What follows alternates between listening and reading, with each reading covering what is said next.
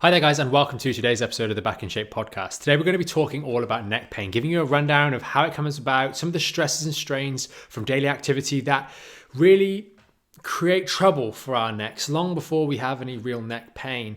And we're going to really be drawing on the clinical experience from over the years, looking at necks and also comparing them to the lower back, because there are stark similarities between the two areas, not only in the way in which they fail, but also in the way in which they are approached by traditional approaches. It's this overuse of flexion, this constant seeking to stretch muscles that are already significantly stretched, and again, unfortunately, like in the lower back, a considerable misunderstanding or lack of understanding for the deep structure of the spine, how it works, how it fails, and more importantly, how that needs to be considered for actually resolving neck issues for the long term and building a stronger neck, just like in the lower back. So for many of you that are followers of the program, not just the podcast or the YouTube channel, you will hear some very, very similar sort of stories and themes running through this particular episode. As always, there's a comment section down there. So hopefully, if you do have any questions, you feel comfortable to post those in the comment section. We read and reply to all of those to ultimately help you guys better with these podcasts. And also your feedback helps us understand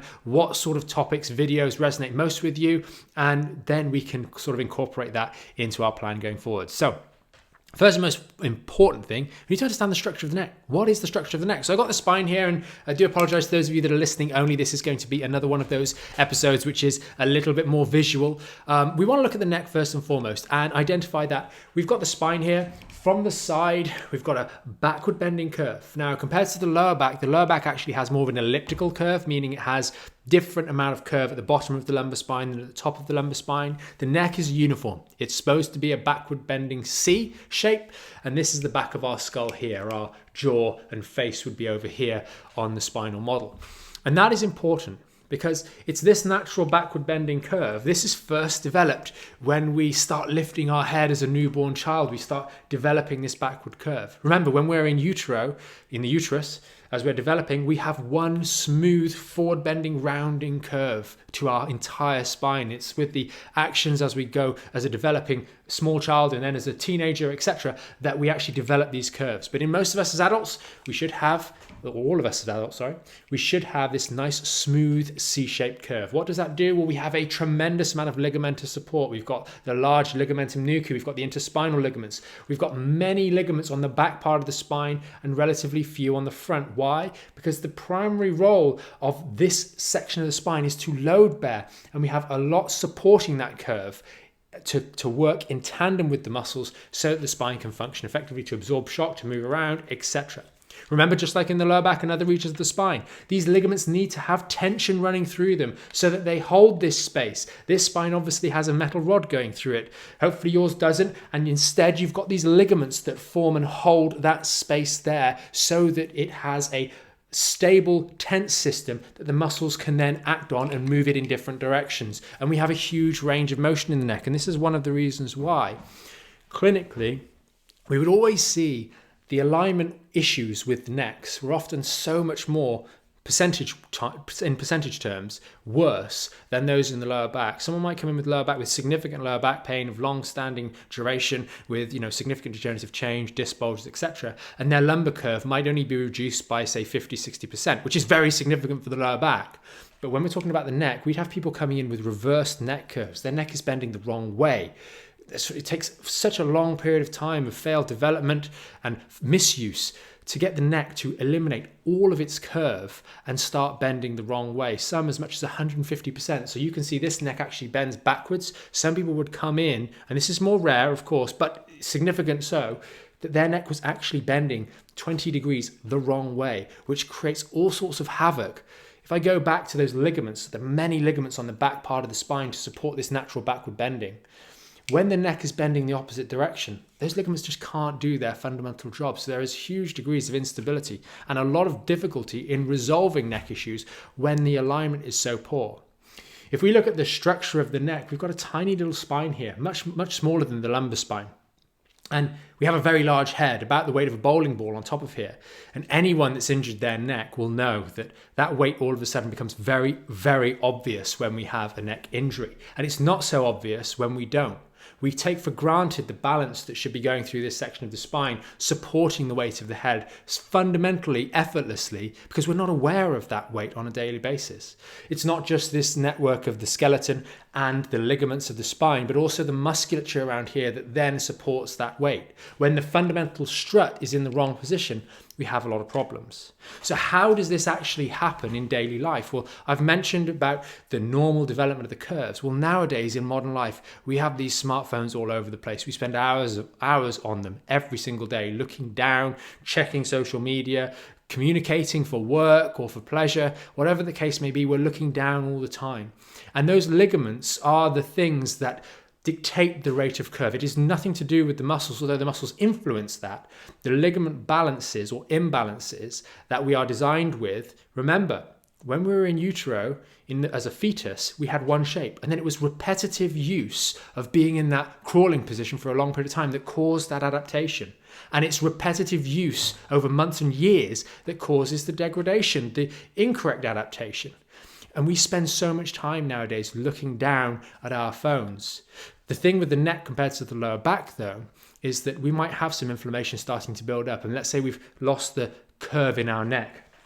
Well, as we lose the curve in our neck, we bend forwards. These holes where the nerves come out, they get larger. So not only have we got a larger area for inflammation to build up in before it becomes problematic and maybe irritates some of the nerves and starts giving us pain, but also we're moving our neck more. Even if we're very sedentary, we're moving our neck around, looking at different areas, maybe the computer over here and then another screen over here and maybe your next door neighbor over there. We tend to move our neck a lot more, so we don't tend to get that same buildup of inflammation as we might get when we're sedentary and sat down in our lower back. And that can often mask the buildup of symptoms. And we first notice that discomfort in the musculature around the trapezius region, where it starts to know I'm having to carry more weight every single day.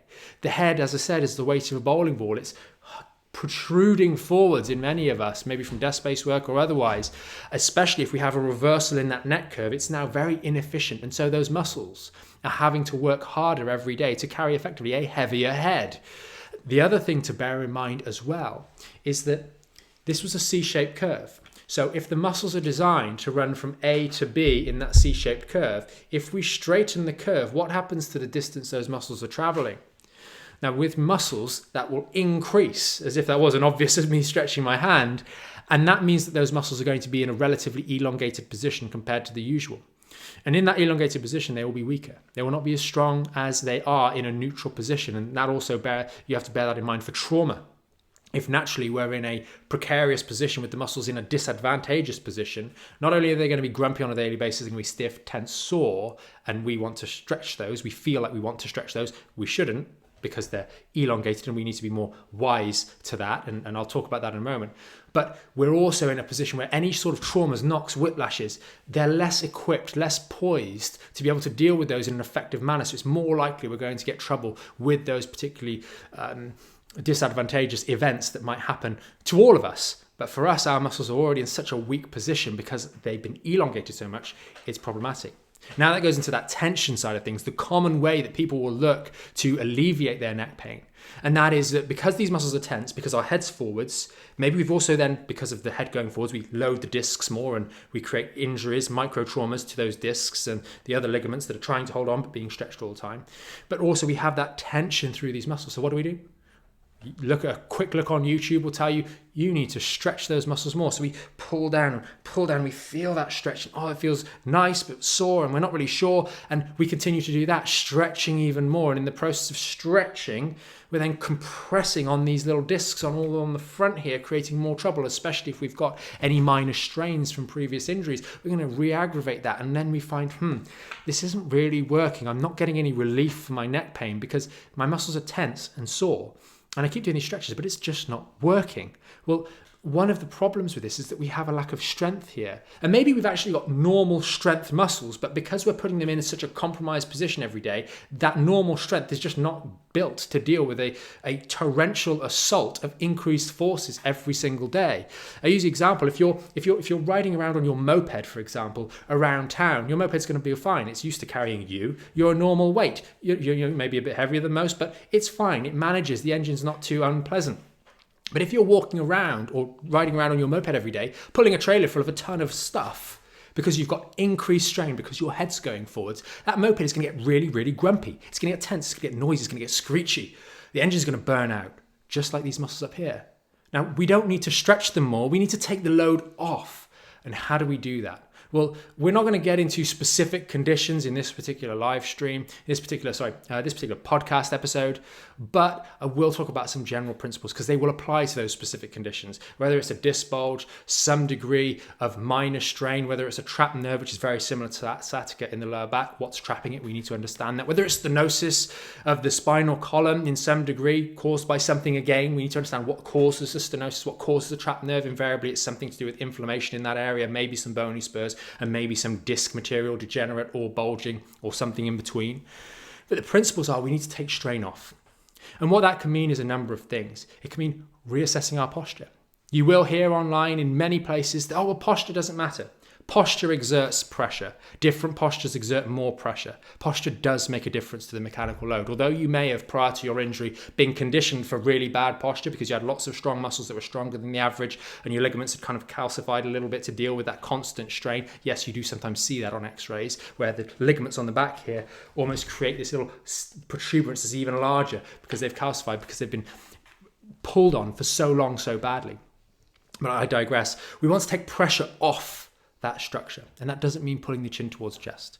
There are some simple exercises that we can do, however, to take that pressure off. We can realign our posture. For starters, standing against a wall, just to get a gauge of what is normal posture. If you've got such bad neck alignment and you've let these injuries go on for so long, then you might actually find the process of bringing your head back up against the wall is actually too difficult to bear. You can't do that. And that is a cue to say, look, you need to be able to stand up straight, because not standing up straight increases strain on the very structures that are injured and causing the inflammation. So that's a vicious spiral going the other way. You need support to be able to do that. And that might be with a little bit of treatment, or it might be self-treatment using things like ice. Some of the tips we'll talk about in this video as well to calm down the excess inflammation there. But that's important. Just on a quick tangent with regards to ice, you will again see people talking about don't use ice on the spine, on injuries, use heat instead because heat helps circulation. It's wrong, because around peripheral joints, that's true, that's fine. There's no harm in using heat to improve the circulation to a sprained wrist, but a sprained wrist doesn't have the same characteristics of the enclosed spinal holes, which are bony canals, and let inflammation build up out of control there by using heat in an inappropriate manner, and you will know about it very quickly. It's different rules of the game when it comes to the spine. We have to be wiser than just go, no, heat helps with circulation. It's juvenile and it's wrong, quite frankly. Yes, we need to use ice correctly, but hopefully that sets that bit apart. And we have plenty of guidance talking about ice specifically with the lower back. The same rules apply in the neck. It's the same fundamental issue there, although maybe we want to use icing for a little bit less time because the neck doesn't have as much tissue between where we want to get to and the surface of the skin. One of the other ways, apart from standing with good posture and getting that gauge that we can improve the pressure that's going through our spine or decrease that, is just simple towel exercise. It's so very effective for us in the lower back. The same thing applies here. Too many of us have bad alignment in our neck. We spend too long doing inappropriate activities, looking down, etc. for long periods of time. We cause trouble for our neck. Simply putting our neck back into a supported position, or lying down on your back, maybe on the bed if it's particularly bad, but on the floor is best, to support that natural curve in the neck. Takes pressure off the discs, it takes pressure off these ligaments on the back here, it takes pressure off these muscles that are overworked, it takes pressure off from the load of gravity on the spine, and doing it for 3 to 5 minutes at a time, a couple of times a day, especially when you're particularly acute, can be a great option. Again, on the YouTube channel and on the website, we have guidance on how to do this specific exercise. The final thing we can do if we're finding that our neck is a bit stiff and stuck, you will see exercises like chin tucks where you pull the chin in and pull backwards like so. That is a bad exercise. Why? Because as we pull that chin in, we flatten the spine again. These are people that are not considering the underlying alignment of the neck, and that is very important when we do this. A better way to get this working is to use a support, a towel, and or a band as an artificial fulcrum. That way, when we do our chin tuck, we have the support on our spine that allows us to pull back with a curve rather than buckle our neck in an inappropriate manner. If you're someone with what's called a military straight neck or a reversal in the curve in your neck, this is particularly important. It's the only way you can start to get your neck bending in the right direction again. And I would also add that the towel exercise mentioned earlier is another one that is vitally important to really help you start to restore and put things back in the right position. If you just sprained your finger and it's flying off to the left-hand side, you wouldn't walk around within that position all day. That's silly. You try and put it back to the right position so that the ligaments either side of this particular injured structure can actually go back to their normal, natural balance. And that's what we're trying to do with the neck here.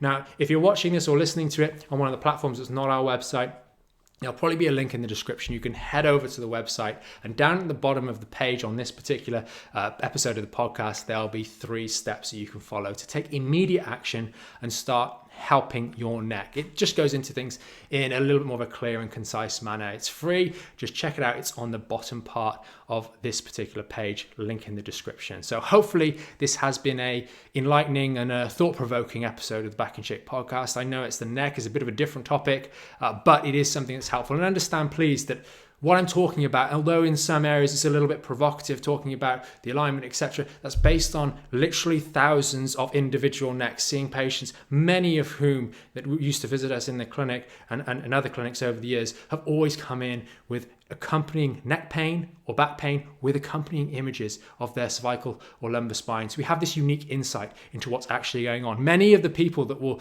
poke holes in what we're saying here and criticizing, well, did you know that actually rubbing the muscles feels good? Those people don't have that insight into the spine. It's just not something they've been exposed to, which is why they kind of get blindsided by this information and sometimes get a little bit defensive about it as well. But hopefully we've given you guys a good understanding. And as always, we've got that comment section down there to really help you iron out any creases. If anything didn't make sense, please ask us down there. And of course, for all of you that are in our premium membership, we have those live Q&As and we have the premium group where we can help you guys in a much more direct way. As always, if you did find this video helpful, the episode helpful, consider subscribing to the channel and the podcast. Give it a thumbs up. And if you know someone else struggling with their neck and keeps going around in circles, consider sharing this one with them. Until next time, have a great day.